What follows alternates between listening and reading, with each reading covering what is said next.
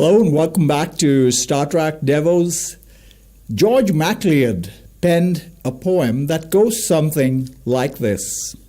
I simply argue that the cross be raised again at the center of the marketplace, as well as in the church.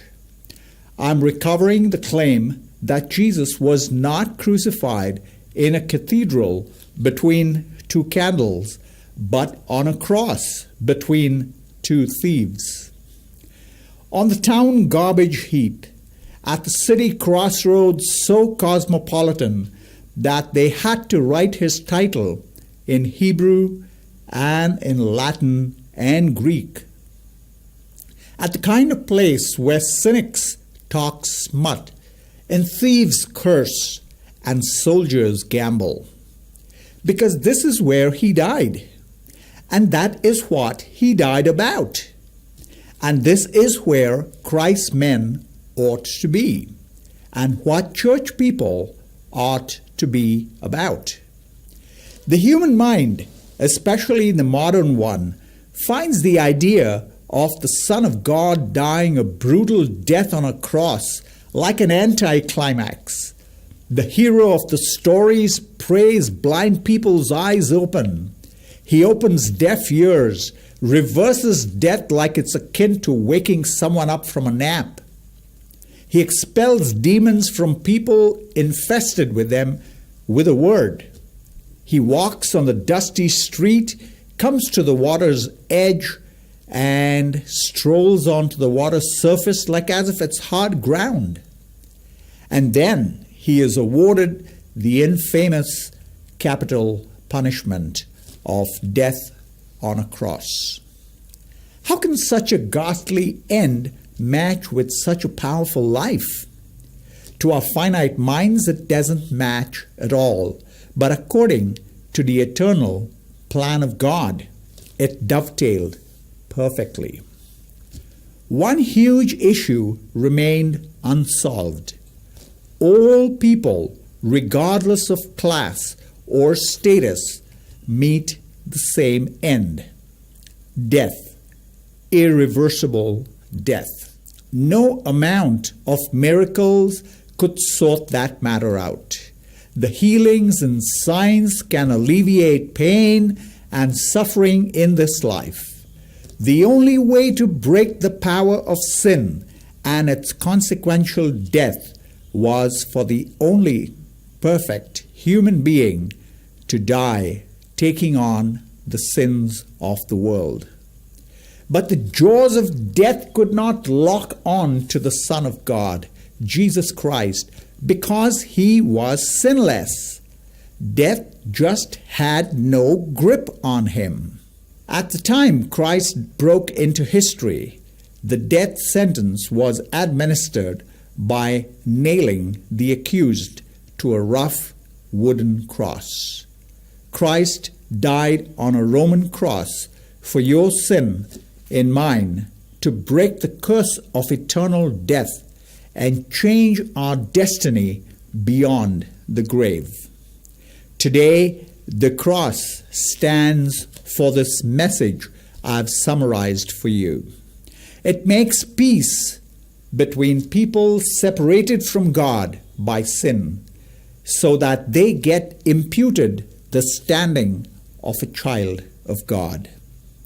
The intellectuals LOL and roll on the floor laughing at the simple message of this instrument of death.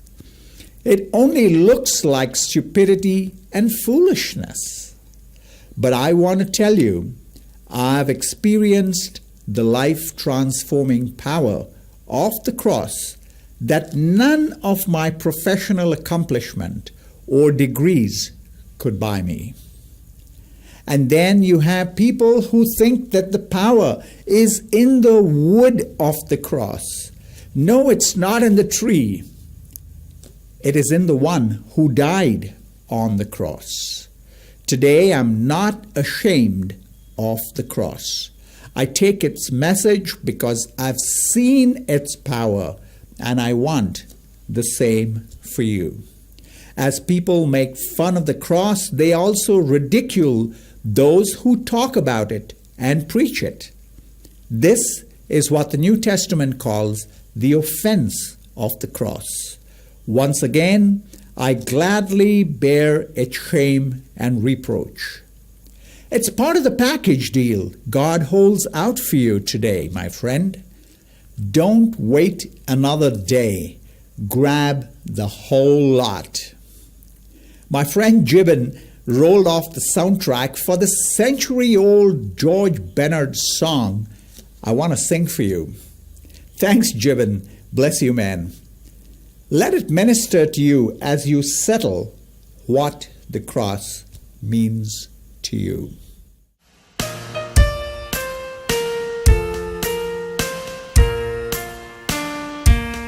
On a hill far away stood an old rugged cross, the emblem of suffering and shame.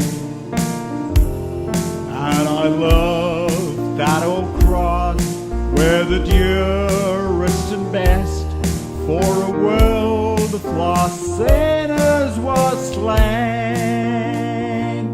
So I'll cherish the old rugged cross till my trophies at last I lay down. I will cling to that old rugged cross and exchange it someday for a crown. Oh, that old rugged cross, so despised by the world, has a wondrous attraction for me.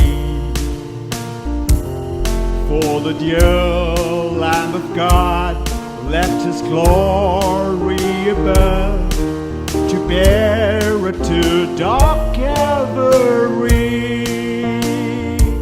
So I'll cherish the old rugged cross till my trophies at last I lay down. I will cling to that old rugged cross and exchange it someday for a crown.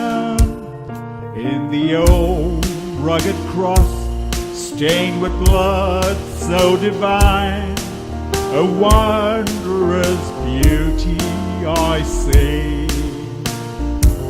For 'twas on that old cross Jesus suffered and died to pardon and sanctify me.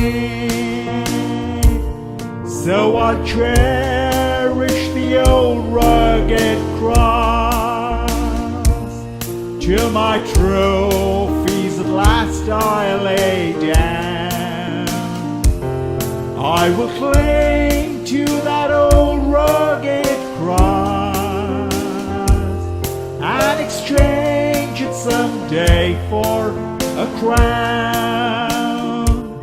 To the old rugged cross I will ever be true, its shame and reproach gladly bear. Then he'll call on someday to my home far away, where his glory forever I'll share. So I'll cherish the old rugged cross till my trophies at last I lay down.